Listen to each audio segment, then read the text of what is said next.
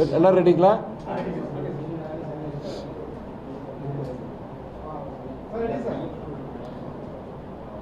தொகுதி மறுவரை மூலம் மக்களவை மற்றும் சட்டமன்ற தொகுதிகளின் எண்ணிக்கையை அதிகரிக்கவும், பெண்களுக்காக 33 விழுக்காடு ஒதுக்கீடு நாடாளுமன்றத்திலும் சட்டமன்றத்திலும் கொண்டு வருவதற்கு மசோதாக்களை நிறைவேற்றுவதற்கு ஒன்றிய அரசு இப்பொழுது அறிவித்துள்ளது. பெண்களுக்கான 33 விழுக்காடு ஒதுக்கீடு, அதை நாம் அனைவரும் வரவேற்கிறோம். நாங்கள் எதிர்க்கட்சிகள் முக்கியமாக அங்கே அந்த பெண்களுக்கு உண்டான அந்த 33 விழுக்காடு அதை சென்ற நாடாளுமன்ற தேர்தல் 2024 நாடாளுமன்ற தேர்தலிலே அமலுக்கு கொண்டு வர வேண்டும் என்று எதிர்க்கட்சிகள் கோரின. ஆனால் அதை எல்லாம் புறந்தள்ளிவிட்டு இப்பொழுது திடீரென 5 மாநிலங்களில் சட்டமன்ற தேர்தல் நடந்து கொண்டிருக்கும் பொழுது இப்பொழுது அந்த பெண்களுக்கான ஒதுக்கீடு, அது மட்டுமல்ல தொகுதி மறுவரை என்ற பெயரில், டீலிமிட்டேஷன் என்கிற பெயரில் தென் மாநிலங்களுக்கு உரிய அந்த எண்ணிக்கை, அதை அந்த எண்ணிக்கையை குறைக்கவும், வட மாநிலங்களுக்கு அந்த எண்ணிக்கையை அதிகரிக்கவும் ஒரு முயற்சியை ஒன்றிய அரசு எடுத்துள்ளது. நாங்கள் ஏற்கனவே சொன்னது போல, பலமுறை சொன்னது போல, பெண்களுக்கான அந்த 33 விழுக்காடு அந்த ஒதுக்கீடை நாங்கள் வரவேற்கிறோம். அதே வேளையில் டீலிமிட்டேஷன், தொகுதி மறுவரை, அதற்குண்டான தெளிவான எந்த ஒரு விளக்கமும் இல்லாமல் நாடாளுமன்ற அந்த கமிட்டி, பார்லிமெண்ட் கமிட்டின்னு சொல்லுவாங்க, அந்த கமிட்டி இது சம்பந்தமாக விவாதிக்கணும்னு சொல்றதுக்கு சரி, பல பாஜகவை எதிர்க்கும் எதிர்க்கட்சியை சார்ந்த முதலமைச்சர்கள், நம்முடைய தமிழ்நாடு முதலமைச்சர் அண்ணன் தளபதி உட்பட இது சம்பந்தமாக விவாதிக்க வேண்டும். தென் மாநிலங்களுக்கு உண்டான அந்த எண்ணிக்கை குறைக்கப்படக்கூடாது. ப்ரொபோர்ஷனல் ரெப்ரசன்டேஷன் எண்ணிக்கைங்கிறது மொத்த நாடாளுமன்றத்தில் இப்போ என்ன சொல்கிறாங்கன்னா 50 விழுக்காடு அந்த மக்களவையுடைய எண்ணிக்கை, தொகுதியினுடைய எண்ணிக்கையை உயர்த்த போகிறேன்னு சொல்கிறாங்க. 543 தொகுதியிலிருந்து 816 உயர்த்தப்படும் பொழுது மாநிலங்களுக்கு உண்டான அந்த ப்ரொபோர்ஷனல் ரெப்ரசன்டேஷன் அது குறைக்கக்கூடாதுன்னு நம்ம சொல்கிறோம். பொதுவாக எண்ணிக்கையெல்லாம் குறையாதுங்க, அதெல்லாம் தமிழ்நாடுக்கு கூட எல்லாம் கூடுறது சரி. ஆனால் அப்படி 540லேருந்து 816 உயர்த்தும் பொழுது இப்போ தமிழ்நாட்டு கிட்டத்தட்ட 77 விழுக்காடு இருக்குது, 7% ரெப்ரசன்டேஷன் இருக்குது. அது 816 உயர்த்தும் பொழுது அது ஜனத்தொகையின் அடிப்படையில் அவங்க உயர்த்தினால் அது கிட்டத்தட்ட 5 விழுக்காடு 5% குறைக்கிறோம், 2% நம்ம குறைய போகுது. இதே இது உத்தரப்பிரதேசம் எடுத்துக்கிட்டீங்கன்னா அப்படி உயர்த்தும் பொழுது கிட்டத்தட்ட 80, இப்போ தற்சமயம் 80 இருக்குது உத்தரப்பிரதேசுக்கு, அது கிட்டத்தட்ட 143 உயரும். அவங்களுக்கு அதே 14%, அது அப்படியே ஸ்டேட்டஸ்கோ மெயின்டைன் ஆகும். கேரளாவுடைய நிலைமையை பார்த்தீங்கன்னா நம்மளுடைய பரிதாபம் தான் சொல்லணும். இப்போதைக்கு அவங்களுக்கு 20 எம்பி, லோக்சபா எம்பி இது இருக்குது. அது இந்த 816 உயரும் போது அதே 20 தான். ஆனால் அவங்களுடைய ரெப்ரசன்டேஷன் பர்சன்டேஜ் பார்க்கும்போது கிட்டத்தட்ட 2 விழுக்காடு குறையுது. மத்திய பிரதேஷ் எடுத்துக்கோங்க, வட மாநிலம் மத்திய பிரதேஷ் எடுத்துக்கிட்டிங்கன்னா அங்கே கிட்டத்தட்ட 29 தொகுதிகள் 52 தொகுதியாக உயரும். கிட்டத்தட்ட அவங்களுக்கு 2 விழுக்காடு உயருது. இதுதான் நம்ம இது பண்ணுறோம். நம்முடைய பாஜகவை சேர்ந்த தலைவர்கள் 19 என்ன சொல்கிறாங்களா, 50% ப்ரொபோர்ஷனல் இன்க்ரீஸ் இருக்குன்னு சொல்கிறாங்க. ஆனால் எந்தவித அதிகாரப்பூர்வமான அரசு அறிக்கை அதில் இந்த மாதிரி தமிழ்நாடு போன்ற தென் மாநிலங்களுக்கு உண்டான அந்த ப்ரொபோர்ஷனல் ரெப்ரசன்டேஷன் குறையாது, அதில் தெளிவான விளக்கம் எதுவும் கிடையாது. இப்போ என்னென்னா அடுத்து என்னென்னா இதில் அவங்க டீலிமிட்டேஷன் கமிஷன் ஒன்று இருக்குது, அது ஒரு அரசியல் அமைப்பு, அதுதான் இதை முடிவு செய்யும். இந்த மசோதா பாஸ் ஆகாது, ஏன்னா இதுக்கு 2/3 மெஜாரிட்டி வேணும். இது ஒரு கான்ஸ்டிடியூஷனல் அமெண்ட்மெண்ட். இந்த கான்ஸ்டிடியூஷனல் அமெண்ட்மெண்ட்டை நிறைவேற்றணும்னா நாடாளுமன்றத்தில் மக்களவையில் அவங்களுக்கு 2/3 மெஜாரிட்டி இருக்கும். அது மெஜாரிட்டி அவங்களுக்கு கிடையாது. ஒருவேளை அது நடக்காது, ஒருவேளை அது பில் பாஸ் ஆச்சுன்னா கூட அடுத்து என்னன்னா டீலிமிட்டேஷன் கமிஷன் ஒரு கமிஷன் அமைப்பாங்க, அதுதான் முடிவு செய்யும். அவங்க அன்னைக்கு என்ன சொல்லுவாங்கன்னா, இல்லை நாங்கள் சட்டங்கள் படி நாங்கள் 2011 சென்சஸ் வச்சு தான் அவங்க பண்ணுறாங்க. 2011 சென்சஸ் படி பார்க்கும்போது பாப்புலேஷன் ப்ரொபோர்ஷன் வச்சு மக்களை ஜனத்தொகையுடைய இது நாட்டுடைய ஜனத்தொகை மாநிலங்களுடைய ஜனத்தொகை அதன் அடிப்படையில் ஒவ்வொரு மாநிலத்துக்கும் எவ்வளோ உயர்த்தணும் நாங்கள் சட்டப்படி தான் நாங்கள் செய்ய முடியும்னு அவங்க செய்யும் பொழுது அப்போ என்னென்னா நம்மளுக்கு எந்த விதமான ஒரு நிவாரணம் கிடைக்காது. இது என்னென்னா மிகப்பெரிய ஒரு பாதிப்பு உருவாகும். உங்களுக்கே தெரியும், இப்போது தமிழ்நாடு போன்ற தென் மாநிலங்களுக்கு பாஜக அல்லாத பிற மாநிலங்கள் பிற கட்சிகள் ஆள்கின்ற மாநிலங்களுக்கு உரிய திட்டங்கள் அந்த திட்டங்களுக்கு உண்டான நிதி வர்றது கிடையாது. அது அவங்களே அது அவங்க முடிவு பண்ணிடுறாங்க, ஒன்றிய அரசை முடிவு பண்ணிடுறாங்க. இப்போவே அந்த நிலைமை. நாளைக்கு நமக்கு மக்களவையில் நம்மளுடைய அது ப்ரொபோர்ஷனல் ரெப்ரசன்டேஷன் அந்த எண்ணிக்கை குறையும் பொழுது என்ன ஆகுனா தமிழ்நாட்டுக்கு உண்டான அந்த கொள்கைகள் பப்ளிக் பாலிசிஸாக இருக்கட்டும், கவர்மெண்ட் பாலிசிஸாக இருக்கட்டும், இல்லை உங்களுக்கு தமிழ்நாட்டுக்கு உண்டான திட்டங்களாக இருக்கட்டும், நமக்கு உண்டான நிதியாக இருக்கட்டும், எதுவுமே நம்ம பெற முடியாத ஒரு நிலைமை இருக்கும்.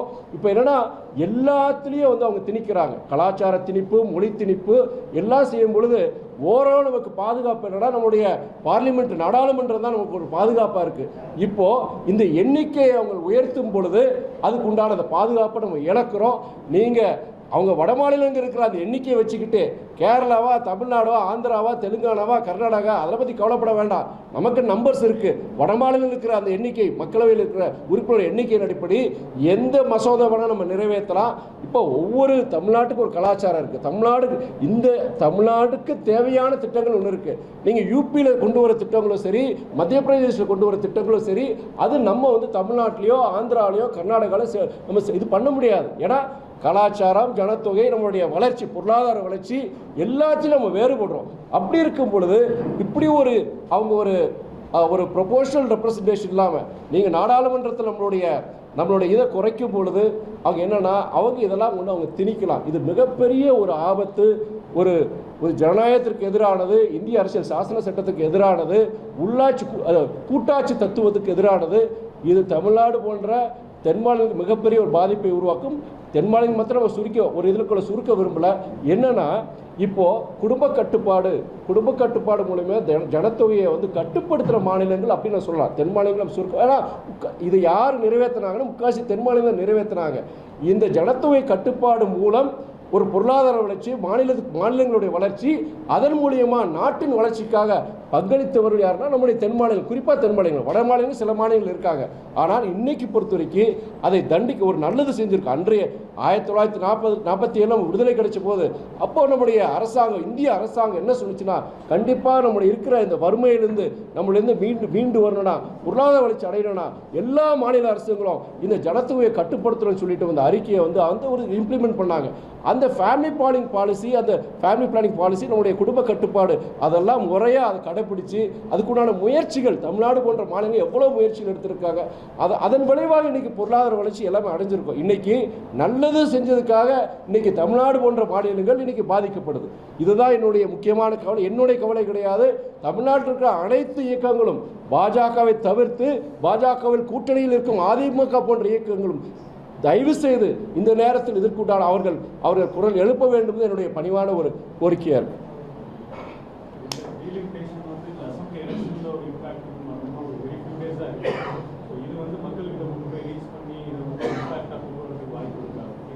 அதாவது எலெக்ஷனுக்கு இம்பேக்ட்டுங்கிறது அது ஒரு விஷயம். பட் என்னன்னா இப்படி ஒரு ஆபத்து இந்த நேரத்தில் கொண்டு இருக்க சட்டமன்ற தேர்தல் நடக்கும் பொழுது இந்த மசோதாவை ஒன்றிய அரசு கொண்டு வர்றாங்க.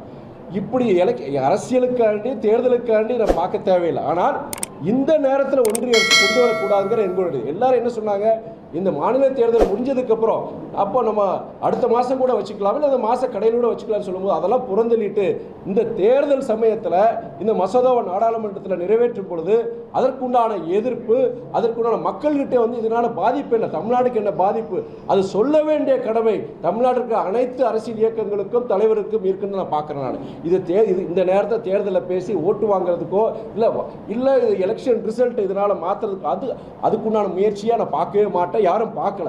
ஆனால் முக்கியமாக தமிழ்நாட்டுக்கு என்னென்ன பாதிப்புகள் வரும், நாளைக்கு நமக்கு திட்டங்கள் வராது, திட்டங்களுக்கு நிதி வராது. கொள்கைகளை அடிப்படையில் பாலிசி லெவலிங் பொறுத்த வரைக்கும் நம்ம நினைச்சது கொண்டு வர முடியாது. நம்ம நினைக்காதெல்லாம் அவங்க திணிப்பாங்க. அடுத்த கட்டமா என்ன செய்யலாம்?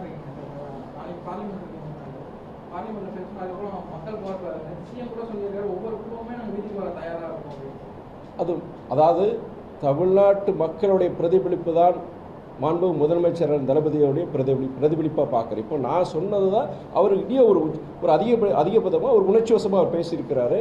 பட் எனக்கு என்ன ஒரு நம்பிக்கை இருக்குன்னா, இந்த கான்ஸ்டியூஷன் அமெண்ட்மெண்ட்டுக்கு, இந்த அரசியலமைப்பு சட்ட திருத்தத்துக்கு வந்து 2/3 மெஜாரிட்டி வேணும். அந்த 2/3 மெஜாரிட்டி வந்து இன்னைக்கு நம்ம ஒன்றிய அரசு பாஜக அரசுக்கு அந்த மெஜாரிட்டி கிடைக்காதுங்கிற நம்பிக்கையின் அடிப்படையில் இருக்கும். ஆனால் அதே வேளையில் கடந்த காலங்களில் பார்த்துருக்குறோம், இது போன்ற ஒரு மாநிலங்களுக்கு எதிரான மசோதாக்கள், இதெல்லாம் ஜனநாயகத்துக்கு எதிரான மசோதாக்கள், அவங்க ஏதாவது குறுக்கு வழியில் ஏதாவது கொண்டு வரதுக்கான வாய்ப்புகள் இருக்குது.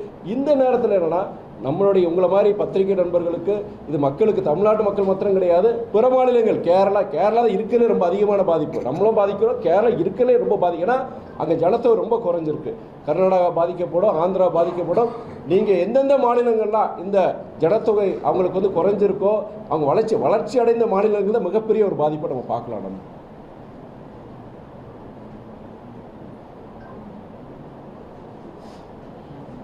வேறு ஏதாவது கொஸ்டின்ஸ் நீங்கள் எப்படிங்க? தேர்தல் களம் கடந்த 2 வாரங்களாக தமிழ்நாடு முழுவதும் தேர்தல் பரப்புரை மேற்கொண்டேன். என்னை பொறுத்தவரை நான் மதிமுக மாத்திரம் கிடையாது, கூட்டணியில் இருக்கிற பிற இயக்கங்கள், காங்கிரஸ், திராவிட முன்னேற்ற கழகம், பொதுவுடைமை இயக்கங்கள், எல்லா கூட்டணி இயக்கங்களுடைய வேட்பாளரை ஆதரித்து நான் பிரச்சாரம் நான் செஞ்சுருக்கிறேன். நான் எல்லா இடங்களும் என்னென்னா மக்கள்கிட்ட ஒரு ஆதரவு நான் பார்க்குறேன். நான் எதன் அடிப்படையில்னா, இப்போ நான் என்ன பிரச்சாரம் செஞ்சேன்னா, முக்கியமாக நம்முடைய தமிழக அரசு, திராவிட மாடல் அரசு கடந்த 5 ஆண்டுகளில் அவங்களுடைய கொண்டு வந்த மக்களோட திட்டங்கள், நீங்கள் ஒரு பப்ளிக் வெல்ஃபேர் மெஷர்ஸாக இருக்கட்டும், உங்களுக்கு சமூக நீதியை வலுப்படுத்துவதற்கான அடித்தடி ஜனங்க அவங்களுக்கு பிரயோஜனமாக இருக்கிற திட்டங்கள் ஒரு பக்கம் இருந்தாலுமே, மறுபக்கம் மாநிலத்துடைய பொருளாதார வளர்ச்சி, இங்கே முதலீடுகள் மூலியமாக புதிய தொழிற்சாலைகள், புதிய வேலை வாய்ப்புகள் உருவாக்குறதுக்கு உண்டான முயற்சிகள், இதில் தரவுகள் மூலமாக முதலமைச்சர் சொல்லியிருக்கிறாரு. என்னை போன்ற கூட்டில் இருக்கிற பிற தலைவர்களும் இந்த பொருளாதார வளர்ச்சிக்காண்டி தமிழ்நாடு அரசு என்ன செஞ்சுருக்காங்க. இப்போ நம்முடைய இந்தியாவிலேயே சென்ற ஆண்டு 2024-25 அந்த ஃபினான்ஷியல் இதுபடி பார்க்கும்பொழுது கிட்டத்தட்ட 11.19 விழுக்காடு பொருளாதார வளர்ச்சி பெற்று இந்தியாவிலேயே பெரிய மாநிலங்களில் நம்ம மாநிலம் தமிழ்நாடு தான் முதலிடம் வகிக்கின்றது. பிற மற்ற இண்டிகேட்டர்ஸ், பர்ஃபார்மன்ஸ் இண்டிகேட்டர்ஸ்னு பார்க்கும்பொழுது தமிழ்நாடு முதலிடத்தை வகிக்கின்றது. அதனால் ஒரு சில வெல்ஃபேர் மெஷர்ஸ் மாத்திரம் கிடையாது, பொருளாதார வளர்ச்சி, முதலீடுகள், நீங்கள் புதிய வேலை வாய்ப்புகள், இது விஷயமா தமிழ்நாடு அரசாங்கம் நல்லா சிறப்பாக செஞ்சுருக்காங்க. சரி, இன்னொரு குற்றச்சாட்டு எதிரிடையே என்ன வைக்கிறாங்கன்னா, இங்கே குற்றங்கள் குறிப்பாக நம்முடைய பாஜகவை சேர்ந்த தலைவர்கள் அங்கேருந்து டெல்லியிலேருந்து சரி, பாம்பேலேருந்து சரி நிறைய தலைவர்களுக்கு வந்து பிரச்சாரம் பண்ணுறாங்க. அவங்க குறிப்பாக சொல்கிறது வந்து தமிழ்நாட்டில் வந்து வன்முறையும் சரி குற்றங்கள் அதிகமாகிடுச்சின்னு சொல்கிறாங்க. அது என்ன கேள்வி கூத்துனா, நேற்று வந்து இங்கே ஒரு பாஜக தலைவர், அவர் வட மாநிலத்தை சார்ந்த ஒரு தலைவர், அவர் என்ன பிரச்சாரம் பண்ணியிருக்காருன்னா, தமிழ்நாடு வந்து ஒரு கல்ச்சுரல் கேபிட்டலாக, அது இப்போ கிரைம் கேபிட்டல் ஆயிடுச்சான்.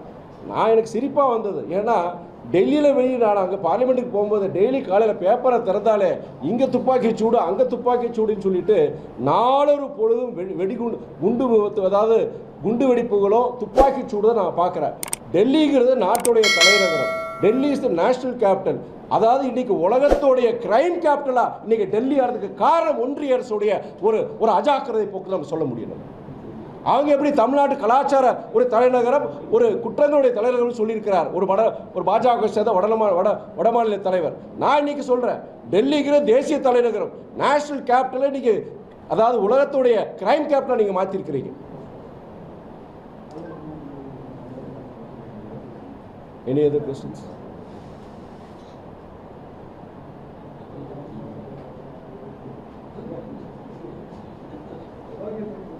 கேளுங்க. எத்தனை தொகுதி வெற்றி பெறுவீங்களா? நாங்கள் போட்டி போடுறது 4லேயும் நாங்கள் வெற்றி பெற நம்பிக்கை இருக்குது. அதே நேரத்தில் 234 தொகுதிகள்லையும் நாங்கள் குறைஞ்சபட்சம் 200க்கு குறையாமல் நாங்கள் வெற்றி பெறுவோம். திமுக தனி மெஜாரிட்டி பெற்று ஆட்சி அமைங்கிறது தான் என்னுடைய நம்பிக்கை.